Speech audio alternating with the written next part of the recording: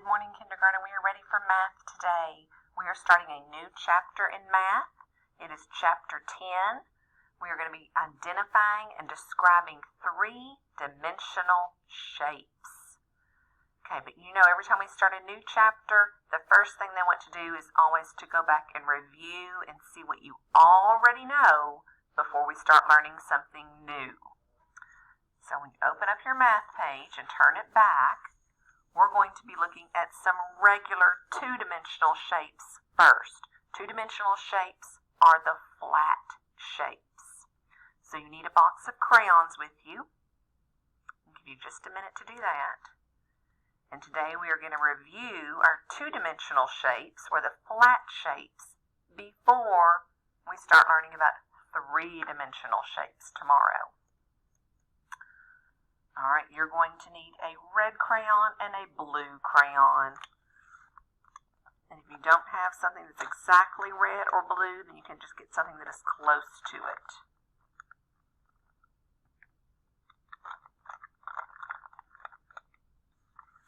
All right, so first you're going to use your red crayon. Put your finger up here by the red apple, and the directions say use red to color the squares. So I'm going to look at these shapes.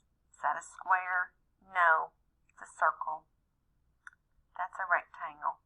There's a square. I'm going to mark it. What's this? Triangle. There's a square, circle, triangle. There's a square. They've just turned it, but it's still a square because it has 1, 2, 3, 4 sides and 1, 2, 3, 4 vertices. There's a circle. All right, I marked my squares. Now I'm going to go back and color them. And you can tell mine's not exactly red. It's kind of a reddish pink. But I couldn't find my red right at the top of my box, so I just grabbed something close to it. Okay, so we colored the squares. Next, they want us to use blue to color triangles. Well, that's a circle. What is this? It's a rectangle. It has 4 sides, but 2 of them are short, 2 of them are long. There's a triangle. Circle, triangle, circle. All right, I found 2 triangles, so I'm going to color them blue.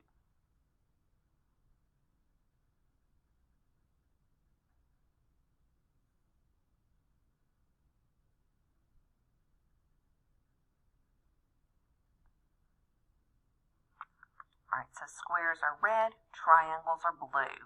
That's all they want us to color up there. Put your finger on the yellow sun. Look at this shape and write how many sides it has. All right, so we've got a triangle. How many sides does a triangle have? 3.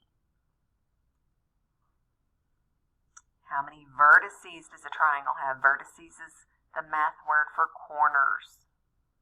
It also has 3. A triangle has 1, 2, 3 sides, 1, 2, 3 vertices. All right, next put your finger on the green leaf. We are looking at a rectangle. How many sides does a rectangle have? All right, you're 4. And how many vertices does a rectangle have? Also 4.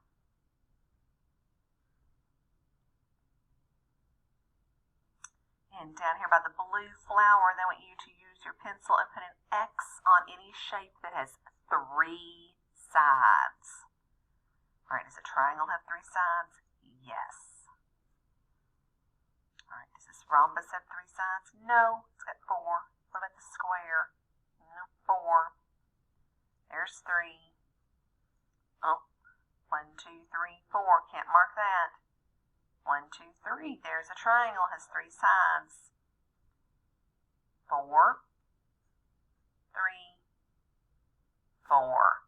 If you're not sure, then you touch each side and count. We are only Xing out the one with 3 sides. All right, pick up that page, flip it over.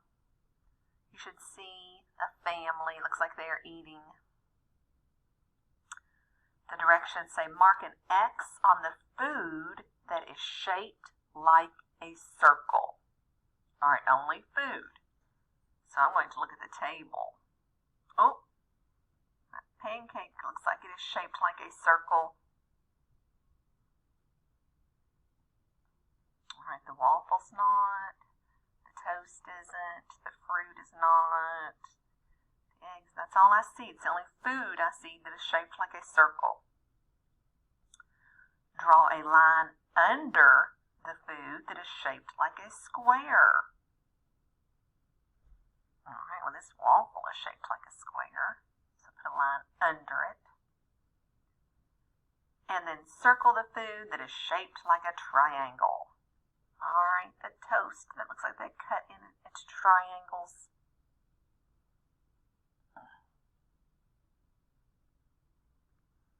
All right, and if you flip to the back, boys and girls, there is a game that you can play. You could play this with somebody at your house. I'll give you the directions for it.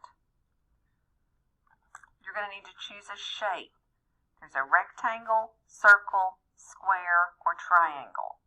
Choose which one where you want to start, and then follow the path that has those same shapes on it.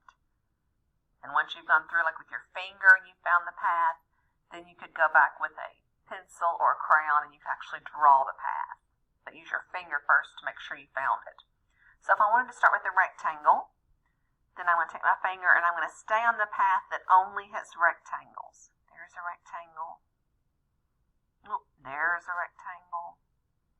There's a rectangle. And I made it to the end. Now that I know what that path is, I could go back and trace it with a pencil or crayon. If I want to start with the circle, then I'm going to stay on the path that only has circles. Here are circles, circles, circles. No circles.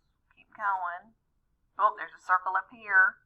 Circle, and I ended at the circle. Or I could start on the square. Follow the path of squares. There's one. There's a square. And just come down, and there's your end. There weren't very many squares. If I want to start on the path with triangles, stay on the path with triangles. There's one. Here's one. Go up, there's a triangle, and end at the triangles. You can do all four paths if you would like to. You might want to practice with using your finger first to follow the path, and then once you make sure you know it, then you could go back and use a pencil or crayon to fill in the path.